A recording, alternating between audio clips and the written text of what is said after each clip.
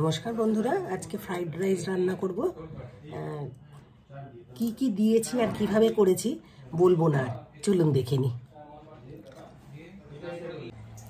Fried রাইসের জন্য চাল ধুয়ে ভিজিয়ে রেখেছিলাম, এটা জল দিয়ে দিয়েছি, এর মধ্যে গোটা গরম মশলা দিয়ে দিলাম। এবারে ভাতটা হতে দেব। কড়াইতে সাদা তেল দিয়ে একে একে সব সবজিগুলো ভেজে আমি তুলে রাখবো। আজকে একটু অন্যরকম ভাবে করছি। তেলের মধ্যে আমি 1 চামচ বাটার দিয়ে দিলাম, দিয়ে এবারে সবজিগুলো আমি দেখে দিই। ফুলকপি ছোটো করে কেটে একটু ভাপ দিয়ে নিয়েছিলাম, মটরশুঁটি, বেল পেপার নিয়েছি, লাল, হলুদ আর সবুজ, আর নিয়েছি গাজর। এগুলোকে ভেজে আমি তুলে রাখবো। এবারে আমি এই যে ঘি, এই বাটার আর তেলটাকে যে আমি গরম করেছি, এর মধ্যে আমি অল্প লবণ দিয়ে দেবো, দিয়ে আমি ফুলকপিগুলো ভেজে তুলে রাখবো। ফুলকপিগুলোকে একটু ভালো করে ভেজে তুলে রাখবো প্রথমে। যেহেতু ফুলকপিগুলো একটু ভাপানো আছে, সেই জন্য অল্প সময় লাগবে এটাকে ভেজে তুলতে। এটাকে ভাজবো, ভেজে আমি তুলে রেখে দেবো, একটু লাল করে ভেজে তুলে রেখে দেবো। এই যে ভাজা হয়ে গেছে, এগুলো আমি তুলে রেখে দিচ্ছি।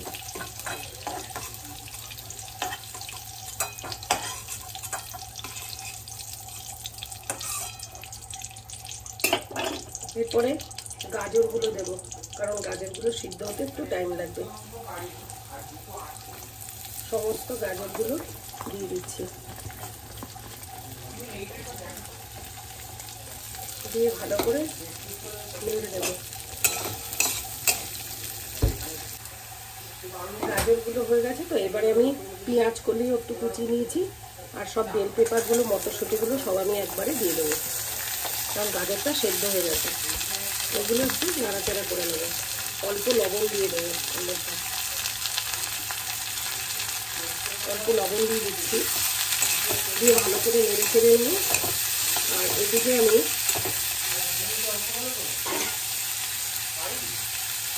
কিশমিশ আর কাজু বাদাম ভিজিয়ে রেখে দিয়েছিলাম, এইগুলো আমি এর মধ্যে জল থেকে ঝরিয়ে নিয়ে এগুলো আমি এর মধ্যে দিয়ে দেবো, একটু ভাজা ভাজা করে দেবো।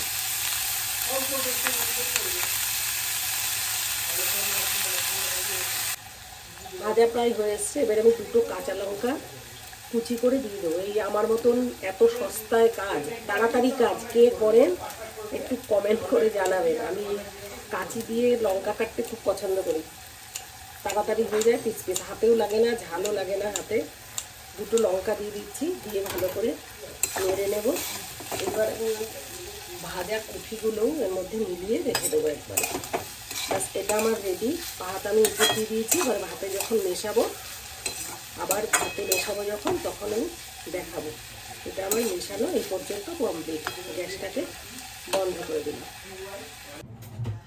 প্রথমে হাঁড়িতে একটু ঘি দিয়ে দিচ্ছি, এবারে মেশানো। এর মধ্যে আমি একটু সবজি দিয়ে দেবো,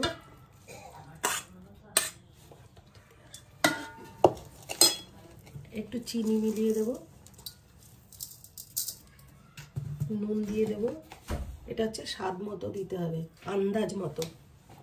এবারে গোলমরিচের গুঁড়ো দিলাম, দিয়ে ভালো করে এটা মিশিয়ে নেব। এরপরে আবার রাইস দেব, এরকম করে করেই দিতে থাকবো। ঘি দেবো একটু, আর বাটার দেবো একটু, বাটার দিয়ে দেবো, দিয়ে আবার একটু মিশিয়ে নেবো। এইভাবে পুরো ভাতটা মিশিয়ে নিচ্ছি। রান্নাটা কিন্তু একদম কমপ্লিট। Thanks for watching.